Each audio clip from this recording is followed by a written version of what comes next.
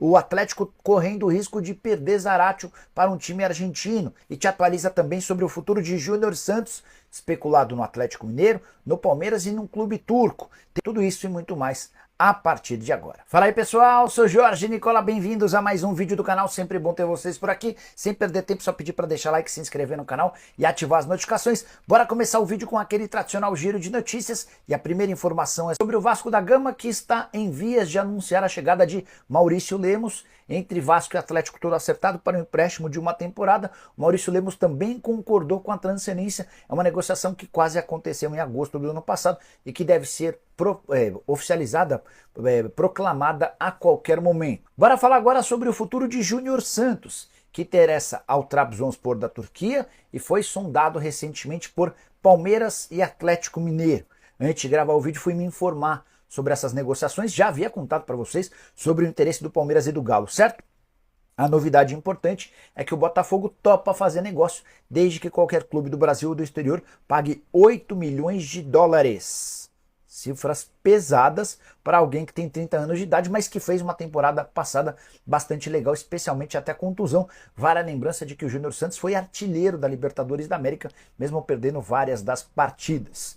O Trabzonspor da Turquia sugeriu um pagamento de 2,5 milhões de euros, chance nenhuma de o negócio acontecer com essas cifras, ainda que o Botafogo fique com um percentual de uma venda futura. Uma curiosidade, Botafogo e Palmeiras não têm uma boa relação. John Textor e Leila Pereira se detestam.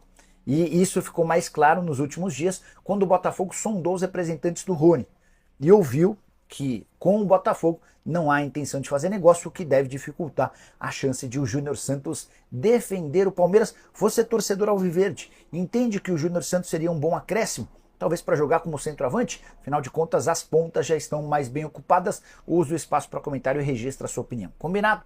Bora falar agora sobre o Clube Atlético Mineiro. Zaratio pode deixar o Galo. Venho contando para vocês há meses sobre as tentativas de renovação de contrato do atleta, certo? O vínculo se encerra em dezembro e sem acordo o Atlético já sabe que ou vende o jogador agora ou vai perdê-lo de graça no fim desse ano. Diante desse cenário, surgiu a informação na Argentina de que o Racing tem negociações avançadas com o Zaratio. Entre Zaratio e Racing tudo acertado, falta um acordo entre os clubes. O Racing tenta convencer o Galo a negociá-lo por cifras inferiores aos 6 milhões de dólares investidos na compra de 50% dos direitos econômicos. A outra parte é justamente do Racing, que tenta acelerar esse processo. Para completar o noticiário do Galo, Cuca já está em Belo Horizonte para iniciar planejamentos e treinos. A discussão em relação a reforços vai acontecer especialmente a partir de agora, e o Atlético tem como prioridade a contratação de um lateral direito. Kelvin, ex-lateral do Atlético Paranaense, que hoje pertence ao CSKA, e Ângelo Preciado, equatoriano do Sparta Praga, são duas possibilidades. O técnico Cuca falou sobre o assunto, confira. Eu vejo assim, né? Lógico que o torcedor ele está dentro do processo do Atlético dia e noite. Eu, como estava fora, é um pouco diferente, né? Eu vejo o torcedor hoje machucado, o torcedor sentido, mas, cara, assim, na boa, eu acho que ele tem que estar muito orgulhoso também. Pode ter esses sentimentos, né? Pelas perdas que tiveram nas duas finais, mas chegou em duas finais. Cara, não é fácil. O trabalho do Milito foi bom. Uma bola que entra, um gol que perdeu, que entrasse ali no final de uma Libertadores, ia para uma prorrogação, os pênaltis, era campeão de uma Libertadores, então não foi um trabalho ruim. Com o Flamengo, uma final também, que são jogos duríssimos, né? Um gol que perdeu, no contra-ataque tomou também, se uma bola entra, então foram campanhas boas com finais ruins, tem que ser separado. O Galo tem um time, tem uma estrutura de time boa. Hoje a gente tem que chegar a entender o processo, que tem jogadores que têm contrato curtíssimos aí, que vence em outubro, que vence em dezembro, que tem proposta daqui e de lá. Então eu me inteirar desses assuntos para pôr a cabeça do atleta aqui dentro e depois começar a extrair o máximo de cada um deles. Estrutura de time. Estrutura de time ainda então não é um time. Então o Cuca já chega entendendo que o Atlético tem uma estrutura. Tem algo pavimentado, algo iniciado para você ter realmente um time. Então isso também já deixa claro, pelo menos, né, Dola? A gente já conversou sobre isso, que às vezes a gente utiliza uma entrevista para pegar pequenos trechos ou pequenas frases ou pontuações que a gente pega algo dessa entrevista. Estrutura de time ainda não é time. Acho que o Cuca também tá sendo bem político, né? Tá fazendo a primeira declaração dele ali, não vai ficar também falando muito do trabalho do antecessor, né?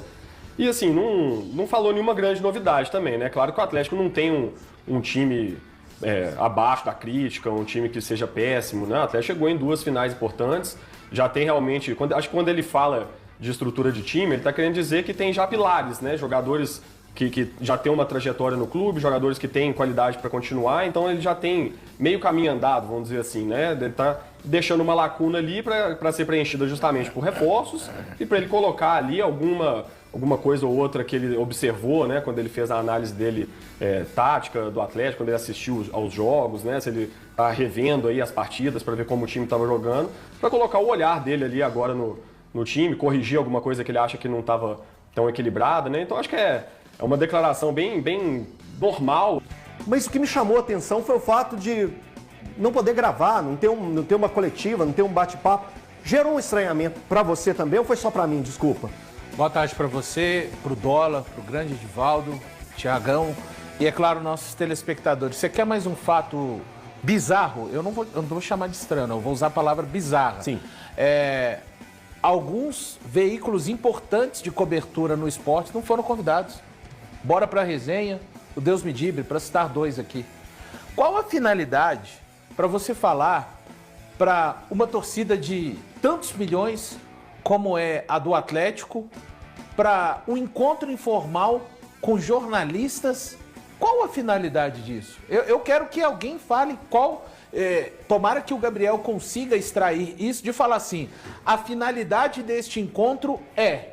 Porque, com sinceridade, Elton e telespectadores, não é pra gente, não. O Atlético está vivendo um momento em que o seu torcedor, que é o maior patrimônio do clube, precisa de saber a fundo e de uma maneira geral qual é a ideia de uma... a gente não pode chamar isso, pra mim, Elton, não tem o nome de coletiva. Não. O Atlético está inovando, tá? Nessa ação que está fazendo em pleno 2025. Para mim, normal. Então você acha normal? Então você... Não, peraí. Assim, que não vejo como problema. Você não vê como problema? Não. O Sérgio Santos Rodrigues, quando assumiu no Cruzeiro, ele fez um encontro informal com a imprensa para conversar com as pessoas, explicar o que estava acontecendo, como é que estava funcionando. E aí, a partir dali, as pessoas trazem as informações nos veículos delas.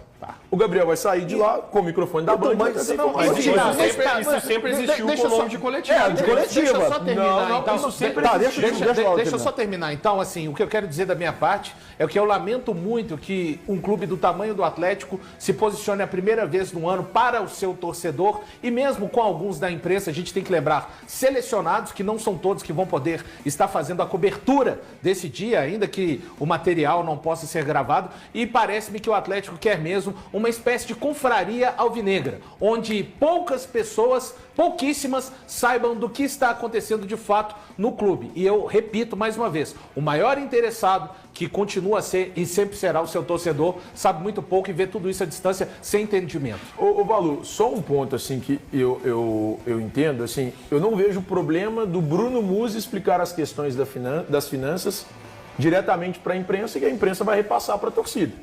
Porque a imprensa, na verdade, é a mensageira. Porque não pode gerar o material. O problema de ser gravado. O que eu acho que deveria ser feito era, não o Bruno Musi, mas sim alguém da diretoria, dos donos mesmo. Sim. Seja o Rubens, o Rafael, o Ricardo, o Vocário, o Renato, qualquer um que fosse, que ele pudesse chegar e falar sobre Por que a própria TV do clube não põe ao vivo? Simples, Cara, através da própria própria Eu não acho que o Bruno Musi seja a pessoa correta para falar sobre essa situação. Sim. Porque ali o negócio é o seguinte, os caras vão falar sobre as finanças do Atlético. É um ponto importante. A primeira pergunta que seria feita, obviamente, e com motivos óbvios pela situação do Atlético, era de contratação. Fosse eu, o repórter, a primeira coisa, e aí, o Atlético não vai contratar? Até agora o Atlético tem 2 contratações. Todo mundo perguntaria isso. O Bruno Musi, cara, ele não está nem envolvido no meio do futebol para falar sobre o assunto. Eu acho que o Atlético tem que fazer sim uma entrevista coletiva. Sim. Eu no lugar do Atlético, sim, deixaria para esse papo, talvez na segunda-feira que vem, e pensaria numa entrevista coletiva no dia em que for o início das atividades da pré-temporada. Tá. O meu ponto ali é, eu não vejo problema algum da forma como vai ser conduzido o bate-papo hoje. Vão chegar